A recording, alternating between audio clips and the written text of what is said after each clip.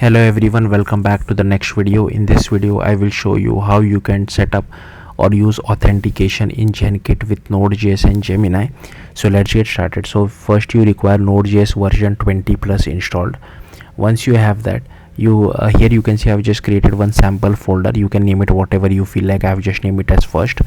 Then I have already cd into that folder as well, and then we just need to run npm init-y. So this will create the package.json file for us. So let's just wait for this. Okay, so here you can see package.json. Now we need to install few dependencies. So for that, what we'll do is we'll just go to the get started documentation, and here just scroll down, copy this and paste it over here. So it will install dependencies for us. Then we'll have to click on this button and open it inside a new tab to create an API key. And here you just need to click on this create API key button. Here you need to select Gemini API, create API key in existing project. Then we'll copy this later on. Okay, then we need to create an index.ts file over here. So I'll just create that file, index.ts. Okay, now we need to copy some code. So I'll just copy this code over here. I'll paste it over here, and I'll scroll down, and from over here I'll just copy this code, but I'll delete everything which is present inside the main function. We won't be using that, so I'll just remove this, and over here we'll just pass our API key. So API key colon, okay, and then I'll just come over here, copy our API key and paste it over here, command V. Okay, now let's go back to the original documentation of how to do authentication. So here you can see they have given us one example. So what I'll do is I'll just copy paste this code. If you want to export it, you can export it as well, but given that I'm just using one file, I don't want to export it, so I'll just copy paste it. Okay, so here firstly here instead of, I don't have this error called user facing error, so I'll just use the JavaScript error, and I can just do something like this, unauthenticated. Again, I'll just copy this and I'll paste it over here.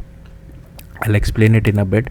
Here this is giving an error because it is saying context can be undefined. So I'll just say if context, like if not context, then throw error unauthenticated. Okay, so here you can see first we are just checking whether we have proper context, then we check whether we have context.auth as well. Now here we are checking the ID, right? Input.uid not equal to context.auth.uid. Now you might, so if you see here we have defined a flow.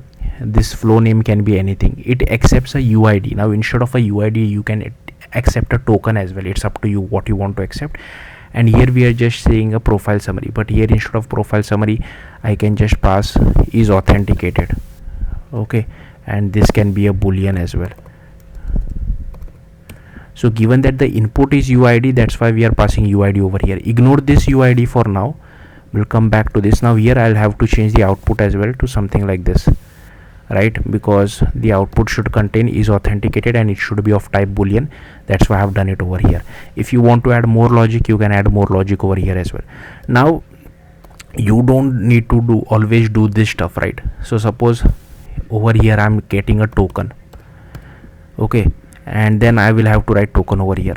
But instead of matching this, okay, you can have your own logic, like I want to check whether it is a valid token or not. So maybe you can use JWT over here instead of this particular logic. You can use JWT over here.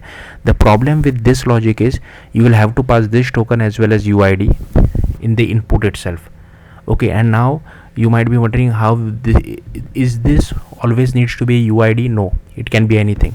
So even I can name this as token as well. So it's up to you, because this is of type record, so this can be anything. Okay, and now how to use it? Let's just scroll down. Here you can see they have given an example. So I can just copy this and paste it over here, but everywhere instead of UID I will have to use token, right? So I can just pass token over here, pass token over here.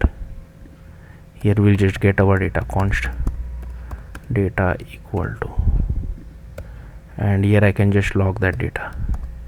Now to just run it, you can just do npx tsx index.ts.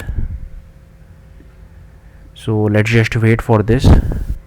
It should return us true because the token of both our input as well as our context auth is same.